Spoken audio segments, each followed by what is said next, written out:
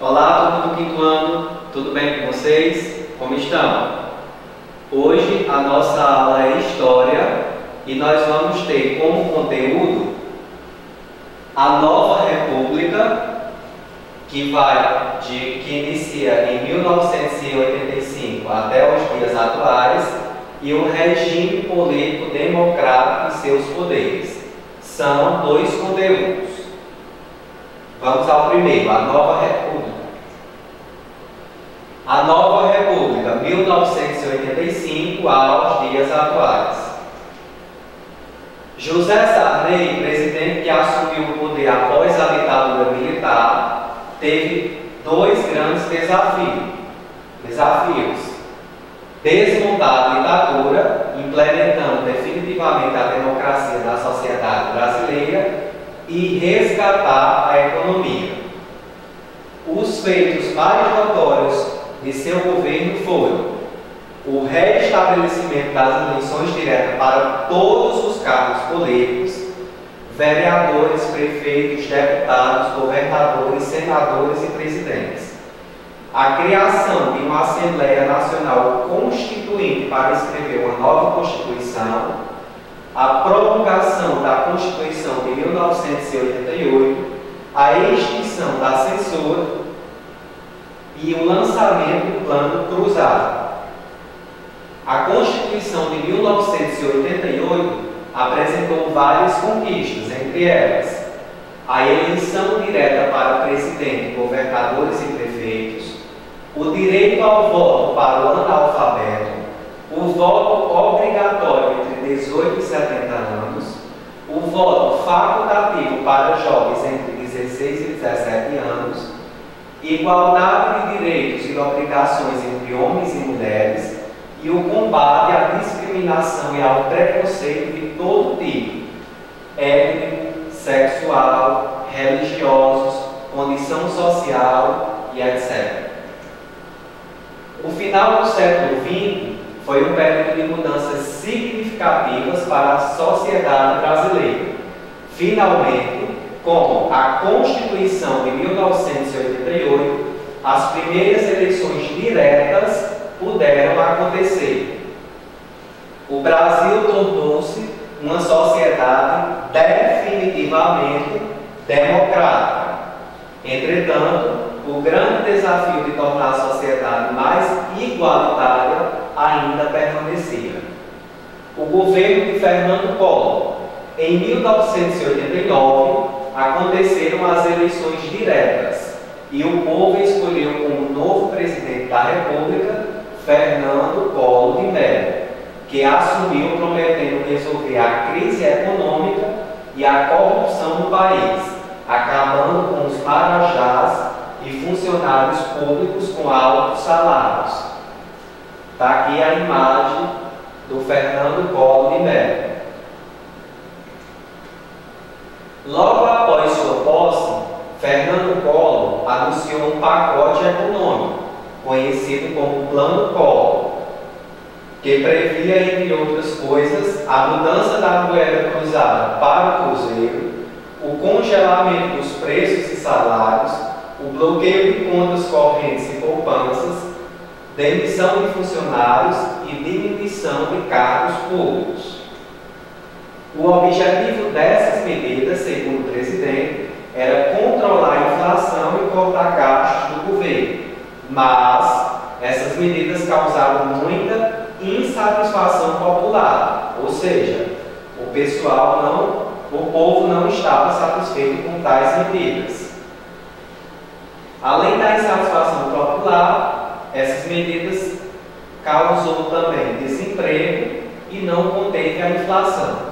Além dos problemas da economia do país e a volta da inflação, no ano de 1992, surgiram as denúncias de corrupção no governo Collor, envolvendo pessoas diretamente ligadas ao presidente.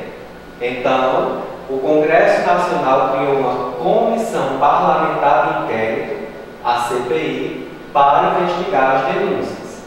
Diante dos escândalos de corrupção, houve uma grande mobilização popular exigindo o impeachment do presidente.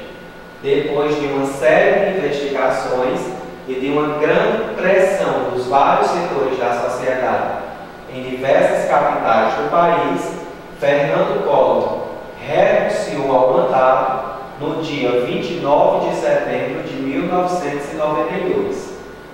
O Congresso Nacional votou a favor da saída de Collor do cargo e seus direitos políticos foram cassados por 8 anos. Estudantes pediram o impeachment de Collor. Eles foram chamados de cara pintada. Foi um movimento bastante conhecido no Brasil. O movimento dos estudantes pedindo o impeachment de Collor. Esses estudantes foram denominados caras pintadas, como vocês podem observar na imagem. Com a renúncia de Collor, o que aconteceu? Após a saída de Collor do poder, o vice-presidente, quem era o vice-presidente de Collor? Itamar Franco, assumiu a presidência.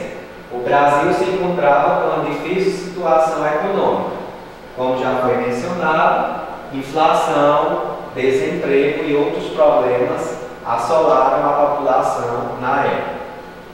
No seu governo foi montado pelo então ministro da Fazenda, Fernando Henrique Cardoso, o Plano Real, plano econômico que criou uma moeda nova chamada real. O plano começou a dar certo, conseguindo controlar a inflação.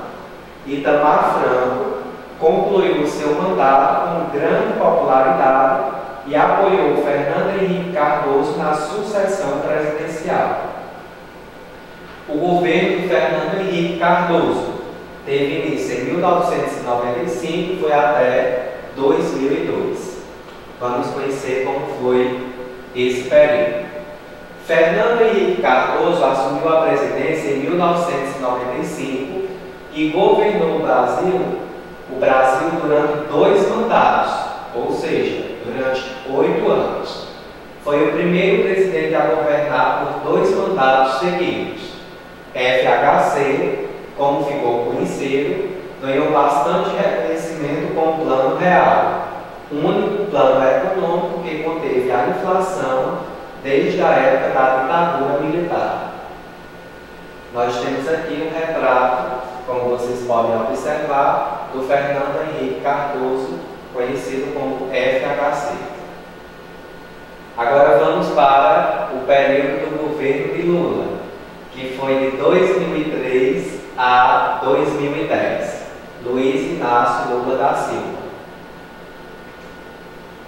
Em 2003, Luiz Inácio Lula da Silva assumiu a presidência, prometendo novos rumos à política brasileira.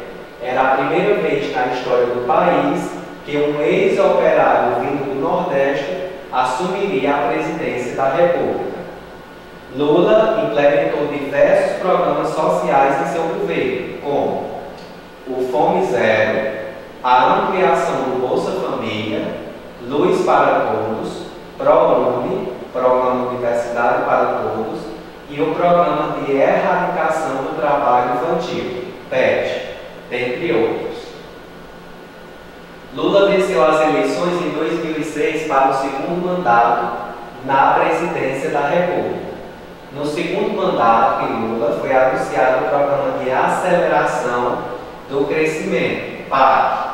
Esse programa consiste em medidas que foram implementadas para acelerar o crescimento da economia, numa parceria entre o poder público e as empresas privadas. Também foram lançados programas para melhorar a qualidade da educação, que deveria implementar instrumentos para avaliar a qualidade da educação pública e premiar as experiências que obtivessem sucesso. Lula encerrou o mandato com um bom índice de aprovação popular ao seu governo e apoiou a eleição de Dilma Rousseff à presidência da República. Nós temos aqui agora Dilma Rousseff.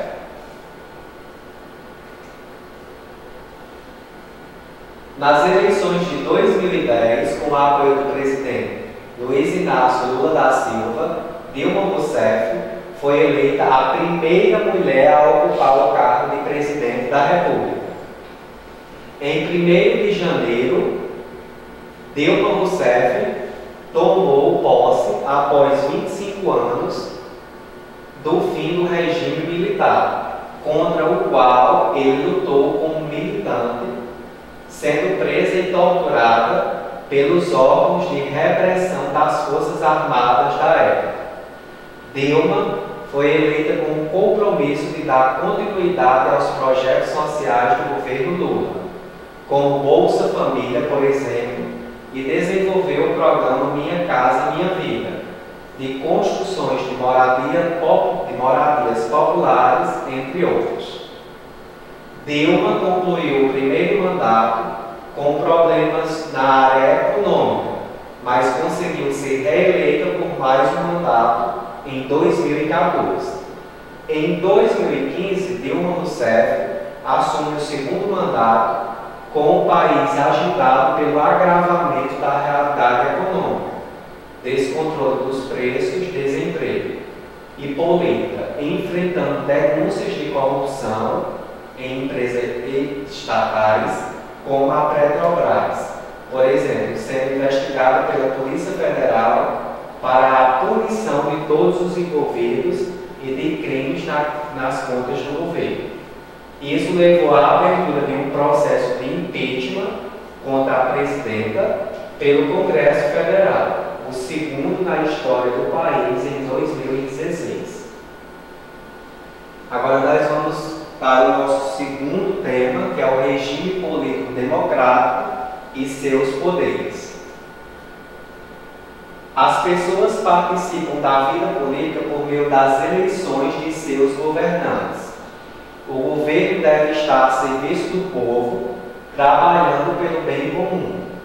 Portanto, por meio do voto, garantimos nossos direitos. Para que o poder não fique nas mãos de uma só pessoa, existem 3 poderes do regime democrático. Que regimes são esses? O poder executivo coloca... O que é o poder executivo? Coloca as leis em prática e administra o setor público.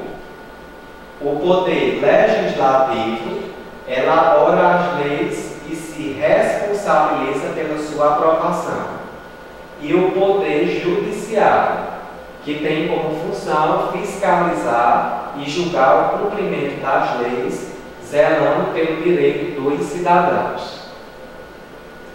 Desde 1889, o sistema de governo no Brasil é republicano.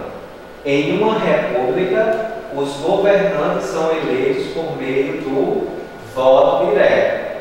República, associa aqui, ó. O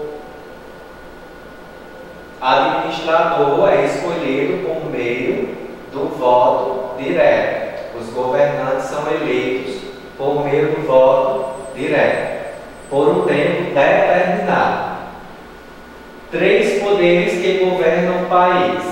Aqui nós temos na tabela o poder público, o executivo, o legislativo e o judiciário. Aqui na esfera federal, quem participa do poder executivo? Presidente da República, vice-presidente e ministro. Na esfera federal, quem participa do poder legislativo? Deputados federais e senadores. E no judiciário, ministro do Supremo Tribunal Federal e dos tribunais superiores.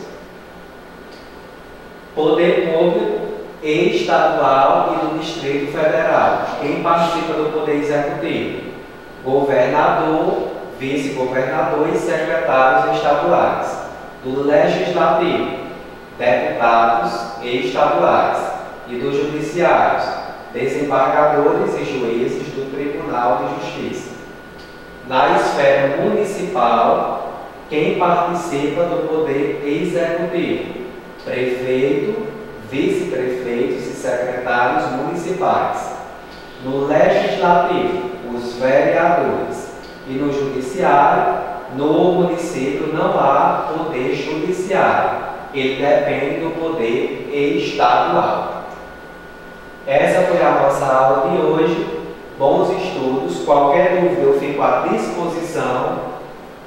Agora é com vocês. Resolvam a atividade no livro e até a nossa próxima aula.